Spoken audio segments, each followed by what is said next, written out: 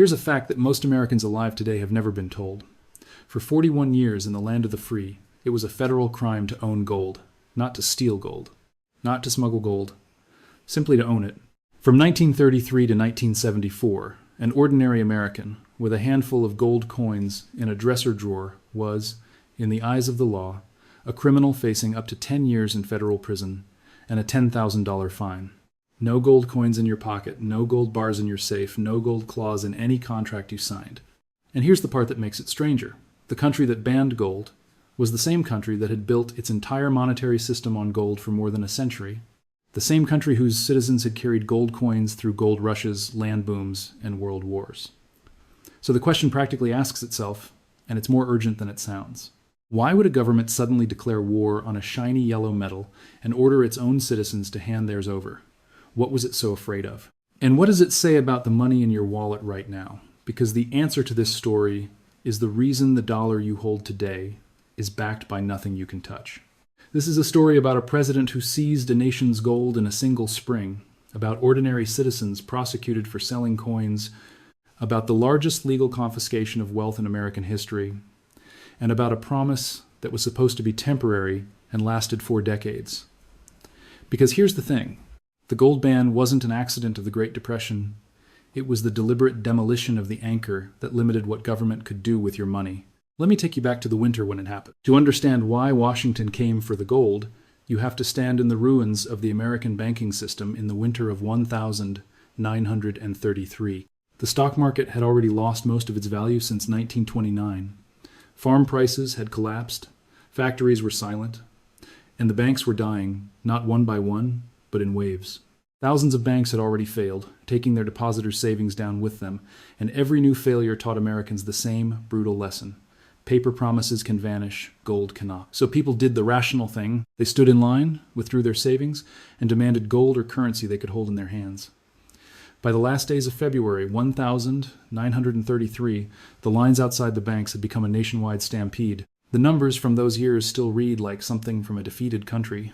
Roughly 9,000 American banks failed between 1930 and 1933, around 4,000 in 1933 alone. And every one of them was a neighborhood catastrophe. A town's savings gone, a county's credit frozen. On the 14th of February 1933, the governor of Michigan declared a statewide banking holiday, closing every bank in a major industrial state overnight, and the panic that had been smoldering regionally went national.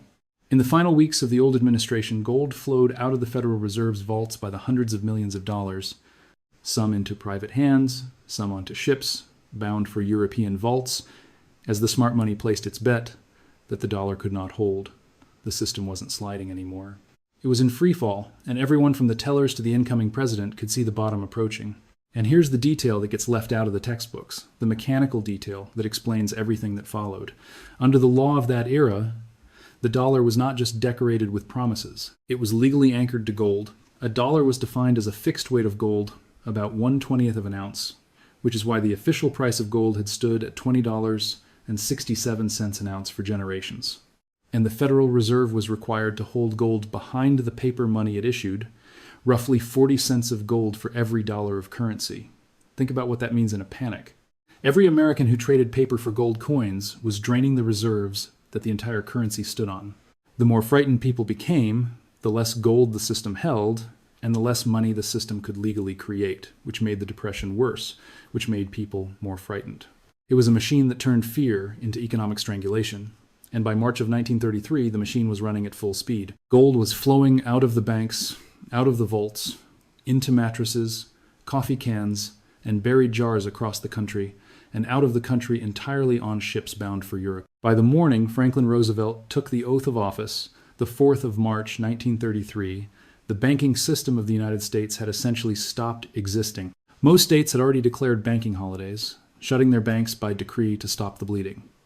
The new president's first major act, 2 days later, was to close every bank in America. For roughly a week, the richest nation on earth had no functioning banks at all. And it's in that week, with the doors locked and the country holding its breath, that the fate of America's gold was decided. Roosevelt's team moved with a speed that would be unthinkable today. On March 9, 5 days into the presidency, Congress passed the Emergency Banking Act after roughly 40 minutes of debate in the House. Most congressmen never even read the bill. Buried inside it was a modest-looking amendment to a wartime law, the Trading with the Enemy Act of 1917, and that amendment handed the president something extraordinary: authority over every transaction in gold in the United States and over the gold holdings of every private citizen. Read that again. A statute written to fight the Kaiser in 1917 became, 16 years later, the legal foundation for reaching into the private savings of every American. Institutions born in emergencies have a way of waiting patiently for the next one. 3 days later, Roosevelt sat before a radio microphone for his first fireside chat and calmly told 60 million listeners that the banks would reopen, that their money was safer in a reopened bank than under the mattress, and in his words, that hoarding during the past week had become an exceedingly unfashionable pastime. The charm worked. The panic eased. But charm was only the public half of the plan, and it had a harder edge that history books rarely mention. In those same weeks, the Treasury let it be known that it had collected from the banks the names of everyone who had withdrawn gold during the panic, and that it was prepared to publish those names, to expose them to their neighbors as hoarders, as saboteurs of the recovery, unless the gold came back. It was shame as an instrument of monetary policy, and it worked with remarkable speed. Sheepish citizens reappeared at bank counters by the thousands, sliding their coins back across the marble before their names could appear in a newspaper. Before a single formal order had been signed, Washington had already learned the lesson that would define the whole campaign. You don't need to search every house in America. You just need every householder to believe you might. The private half arrived on the 5th of April, 1933, when Roosevelt signed Executive Order 6102. The order was one page of bureaucratic language, and it did something no American government had ever done. It commanded every citizen to deliver their gold to the banking system by the 1st of May, 1933, less than a month away. Gold coins, gold bullion, gold certificates, all of it, surrendered in exchange for paper dollars at the official rate of $20.67 an ounce. There were a few carve-outs. You could keep up to $100 in gold coins, roughly 5 ounces, plus rare coins with recognized collector value, jewelry and gold used in industry, dentistry, and art. Everything else was to be handed over. And the penalty for refusal sat in the final paragraphs like a loaded gun: a fine of up to $10,000, up to 10 years in prison, or both. $10,000 in 1933 was several years of a good salary. The message could not have been clearer. Your gold, citizen, is no longer yours. Now, the government's stated reason was hoarding. Selfish citizens, the argument went, were strangling the recovery by locking gold away. But here's the critical detail most people overlook. The order wasn't really about punishing hoarders. It was about clearing the path for what came next. As long as citizens could legally demand gold for their dollars, the government could not cheapen the dollar without watching its vaults empty. Take away the citizen's right to hold gold, and the dollar's anchor becomes something the government can move at will. The confiscation wasn't the policy. It was the precondition for the policy. So how did a nation of gold-loving individualists respond? With a strange American mixture of obedience, evasion, and quiet defiance, millions complied. They stood in bank lines with cloth sacks and cigar boxes, handed their coins across the counter, and walked out with paper. The gold that had circulated through American life for a century, wedding gifts, savings, lucky pieces, poured back into the vaults by the ton. But millions of others simply did not.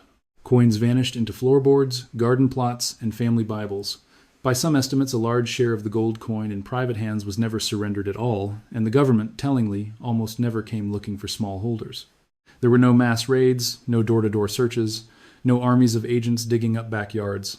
Washington understood that it didn't need everyone's pocket change. It needed the big holdings, the legal precedent, and the fear. And for the fear, it needed examples. Meet Frederick Barber Campbell, a New York attorney who had deposited more than 5,000 ounces of gold at Chase National Bank, over $3 million worth in today's terms.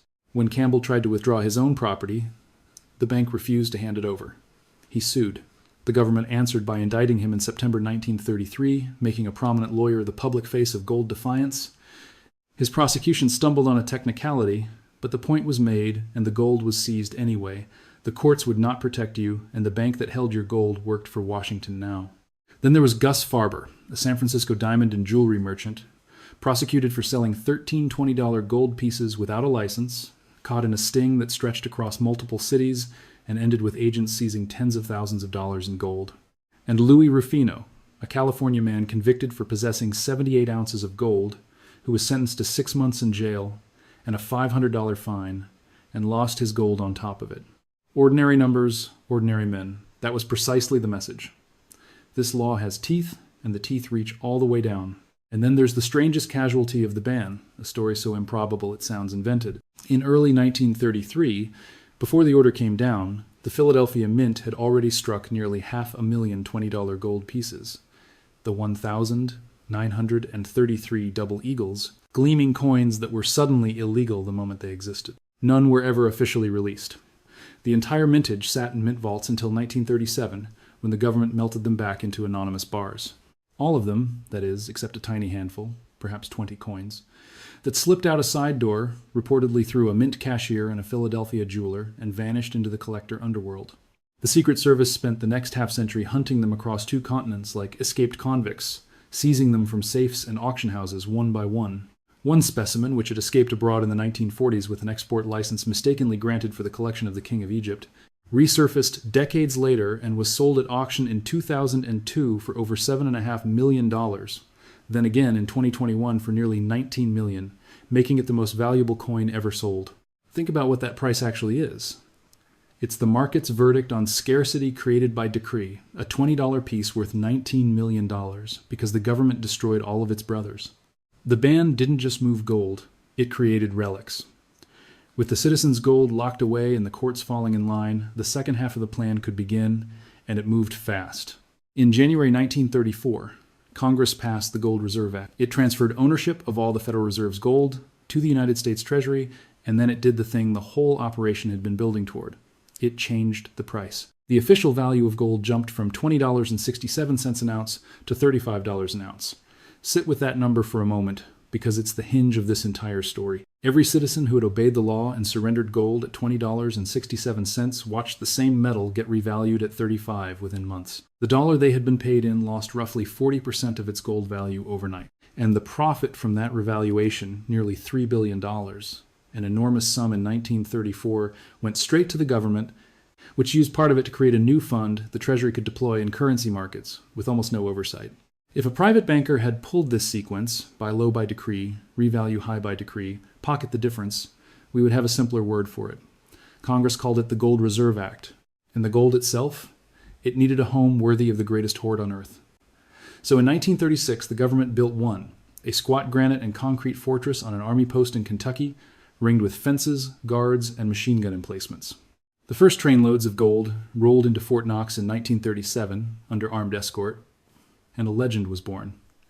It's worth pausing on the symbolism because it tells you what had actually happened. Gold hadn't disappeared from America. It had migrated from 100 million pockets, drawers, and bank boxes into one government vault behind steel doors guarded by soldiers in a place no citizen would ever touch it again. The metal was the same, the owner had changed, and before it went into the vault, the gold was made anonymous. Through the mid-1930s, the Treasury fed the surrendered coins into furnaces by the millions, double eagles, eagles, half eagles, a century of American coinage, wedding gifts and wages and heirlooms, melted down into identical 400-ounce bars. There's something almost ceremonial about that detail. A coin has a date, a design, a history. You can imagine the pocket it lived in. A bar has a serial number. The melt erased the human fingerprints from the nation's gold and turned 100 million personal stories into government inventory. It also, incidentally, made the survivors precious. Entire dates and mint marks of American gold coinage became rarities overnight, because most of their kind had gone into the fire. Collectors today pay fortunes for coins that were common as rain in 1932, and every one of those prices is a small monument to the melt. There was one last legal barrier to clear. Millions of private contracts, railroad bonds, mortgages, insurance policies, contained gold clauses, promises written in ink that debts would be repaid in gold or its equivalent, precisely so that no government could inflate the debt away. Congress simply voided them all, every gold clause in every contract in the country, public and private. The dispute went to the Supreme Court, and in February 1935, by a vote of 5-4, the court let the government win. The dissent was unlike anything in the court's history. Justice James McReynolds, reading his opinion from the bench, departed from his written text and told the courtroom, in words that stunned those present, that the Constitution as we knew it was gone. However you judge the man, the sentence captures what the moment felt like to half the country. A written promise, the oldest instrument of trust in commerce, had been erased by decree, and the highest court had shrugged. Now pause and try this on for size, because it's almost impossible for a modern mind to absorb. If you had been an ordinary American in 1932, you could walk into a bank, slide paper dollars across the counter, and walk out with gold coins that no government could print, dilute, or cancel. That wasn't a privilege for the rich. It was the ordinary, boring machinery of everyday money. Workers received $20 double eagles in pay envelopes. Grandparents gave gold pieces at christenings and weddings, coins meant to outlive them and be handed down again. Farmers settled land deals in gold on courthouse steps. Millions of people who never trusted a bank in their lives kept a little cylinder of coins as the family's final line of defense against a world that had already betrayed them once. And folded through every wallet were gold certificates, paper bills printed with the explicit promise that the bearer could exchange them for gold coin on demand. A promise the government had made in writing, on the money itself. All of it acted as a quiet veto held by every citizen. If Washington managed money badly, you could simply refuse to hold its paper. 18 months later, that veto was a felony. Your grandfather didn't vote on this. No referendum was held. The anchor of the currency was moved from 100 million private hands to one office in Washington in about the time it takes to plant and harvest a single crop. But fairness demands the other side of this story, because the confiscation, for all its brazenness, was not madness. It grew out of a genuine catastrophe. The economists who have studied the Great Depression most closely, including the economic historian Barry Eichengreen of the University of California, Berkeley, have documented a striking pattern. The sooner a country cut its currency loose from gold in the 1930s, the sooner its economy began to recover. Eichengreen called the gold standard of that era golden fetters, and the metaphor was earned. The gold anchor that had disciplined governments in good times became a straitjacket in the crisis, forcing country after country to strangle its own economy to defend a fixed price. After Roosevelt broke the dollar's link to gold, American prices stopped collapsing, factories began to reopen, and the economy grew at some of the fastest rates in its history. The medicine was real. What the official story skips is the question of consent, because there is a difference between a nation choosing to change its money and a government seizing the means to change it than telling its citizens afterward. The gold ban solved a real emergency. It also set a precedent that outlived the emergency by 4 decades. Sound familiar? Because here's what happened to temporary. The Depression ended, the war came and went. America emerged in 1945 as the most powerful economy on earth, holding the largest gold reserve in history inside that Kentucky vault. At a resort hotel in Bretton Woods, New Hampshire, in the summer of 1944, the victorious powers built a new global money system around that fact.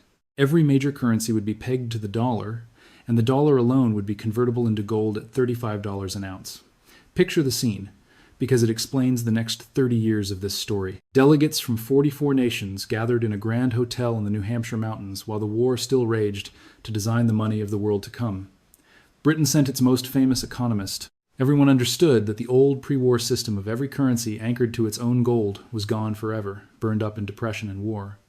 What replaced it was elegant and deeply American. The world's currencies would anchor to the dollar, and the dollar would anchor to gold, at exactly the price Roosevelt had set, $35 an ounce. It could work because of what sat in Kentucky. By 1949, the United States held roughly 700 million ounces of gold, on the order of 20,000 tons, close to 2/3 of all the monetary gold in the free world. Fort Knox wasn't just a vault anymore. It was the foundation stone of the entire global economy. The catch was hiding in the fine print. That promise of gold for dollars applied only to foreign governments and central banks. The American citizen, the person whose confiscated coins had filled the vault in the first place, remained banned from owning the metal. Let that sink in. For a generation, the United States dollar was backed by gold that Americans themselves were forbidden to hold. The most gold-rich nation on earth was also the only major free country whose own people could go to prison for buying a gold coin. The emergency of 1933 was ancient history. The ban rolled on, decade after decade, because it had become load-bearing, and it didn't just persist, it tightened. In January 1961, in one of the final acts of the Eisenhower administration, the prohibition was extended across the water. Americans were now forbidden even to hold gold abroad, and were ordered to sell off any foreign-held bullion within months. 28 years after the original emergency, with the Depression, a distant memory, and the country richer than any society in history, the walls around the yellow metal were still being built higher. Nothing announces the importance of a rule, quite like enforcing it harder long after everyone has forgotten why it exists. The entire architecture of the post-war world now rested on the government's monopoly over that metal. And then the architecture started to crack. Here's the part everyone forgets. The system died a full 3 years before the ban did. Through the 1950s and 1960s, America spent on the military, on new programs, on a war in Southeast Asia, and it printed dollars that piled up in foreign vaults far faster than gold piled up in Fort Knox. Foreign governments did the arithmetic and reached an obvious conclusion. There were now many more dollar claims on that gold than there was gold. France, under Charles de Gaulle, acted on it openly and repeatedly, sending dollars home and demanding bullion in return, and other countries quietly did the same. In February 1965, de Gaulle went further and said the quiet part in a televised press conference, praising gold as the only monetary standard that carried no country's flag and could not be manipulated by any government, a speech aimed straight at the dollar's heart. Through the 1960s, gold drained out of the American hoard at a pace that alarmed everyone allowed to see the numbers. The American gold pile shrank year after year, from that post-war mountain toward barely a third of its peak. Washington and its allies responded by forming a syndicate of central banks, the London Gold Pool, that quietly dumped official gold into the market whenever the price threatened to rise above $35, a coordinated intervention to defend a number that reality no longer believed.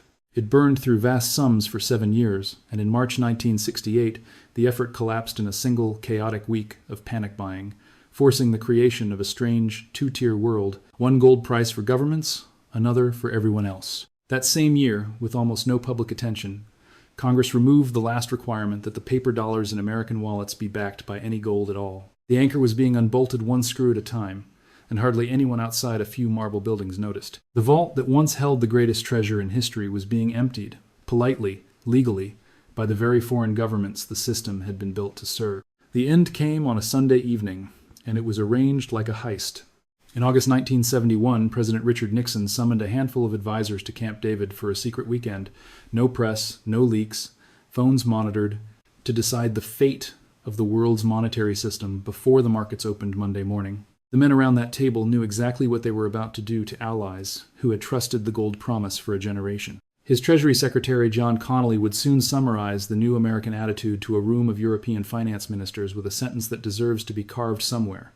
The dollar is our currency, but it's your problem. On the 15th of August 1971, President Richard Nixon appeared on television and announced that the United States would suspend, and here is the word that should sound very familiar by now, temporarily, the conversion of dollars into gold. No consultation with Congress, no international conference, one broadcast, and the last thread connecting the world's money to gold was cut. The temporary suspension of 1971 has now lasted more than half a century. It joins the temporary income tax and the temporary emergency powers of 1,933 inches, the long American tradition of temporary things that quietly become the permanent furniture of your life. Monday morning, the world simply adjusted. Markets wobbled, allies fumed in private, newspapers debated, and then everyone went back to work, because there was no alternative to the dollar, and Washington knew it. From that Sunday forward, the dollar, and through it nearly every currency on earth, was backed by nothing but the credibility of the governments that issued it. Every price you have ever paid in your life has been denominated in that experiment, and the experiment is not old. It's younger than the Rolling Stones, which produced one of the strangest twists in this whole story. The original purpose of the gold ban, protecting the currencies linked to gold, no longer existed. The link was dead. And yet the ban on citizens owning gold stayed on the books for 3 more years, a law guarding a system that had already been switched off. It finally ended not with a dramatic repeal, but with a few lines attached to a foreign aid bill. President Gerald Ford signed it, and on the 31st of December 1974, for the first time in 41 years, an American could legally buy a gold coin again. On that same New Year's Eve, commodity exchanges in New York and Chicago opened trading in gold futures, and the metal that could once send an American to federal prison became, overnight, just another line on a price board between soybeans and silver. There were no parades. Most people barely noticed. The generation that had surrendered its coins in 1933 was largely gone, and their grandchildren had grown up thinking of money as paper, full stop. The government returned to freedom it had promised to borrow, 4 decades late, after the freedom had stopped threatening anyone. What did Americans do with their restored right? At first, less than the doomsayers predicted, but the 1970s answered the deeper question soon enough. With the gold anchor gone, the dollar was free, and freedom cut both ways. Inflation, which had averaged a whisper through the gold decades, tore through the decade in double digits. Prices roughly doubled in 10 years, and gold, freed from its $35 cage, told the story better than any statistic. By January 1980, it touched $850 an ounce, more than 20 times its official price a decade earlier. You can argue about causes, economists still do, but no one disputes what changed. Money had lost its anchor, and everyone holding dollars, which is to say everyone, was now along for whatever ride the issuer chose. And the quietest victims of that ride were exactly the people the old gold coins used to protect. A retiree who had done everything right, worked 40 years, saved paper dollars in an insured account, watched the purchasing power of that lifetime of thrift shrink year after year through the 70s, taxed by nobody, voted on by nobody, signed by nobody. The gold confiscation of 1,933 had happened in a single dramatic month with an executive order and a deadline. The inflation of the 1970s accomplished a comparable transfer of wealth in slow motion, and it required no order at all. That's the thing about removing an anchor. The ship doesn't sink. It just drifts wherever the current wants. And the passengers who notice first are the ones who can least afford the trip. So step all the way back, because this was never really a story about a metal. The gold standard and the fiat dollar are two different answers to a single question.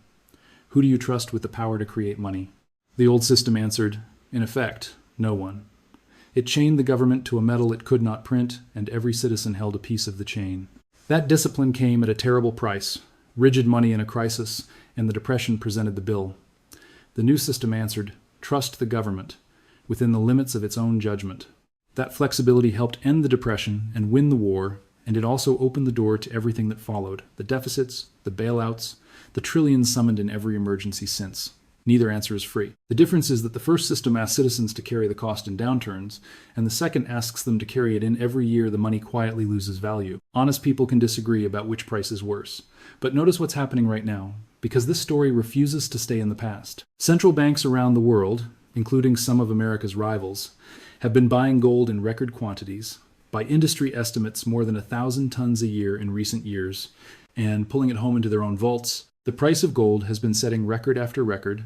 Several American states have moved to recognize gold and silver as legal money again, and the questions being asked in financial capitals today would have sounded perfectly familiar to a banker in 1933. The metal America once declared contraband is quietly returning to the center of the world's reserves, and the oldest argument in money, hard anchor, or human judgment is being reopened in real time. Which brings us back to that spring of 1933 and the question we started with, what was the government so afraid of?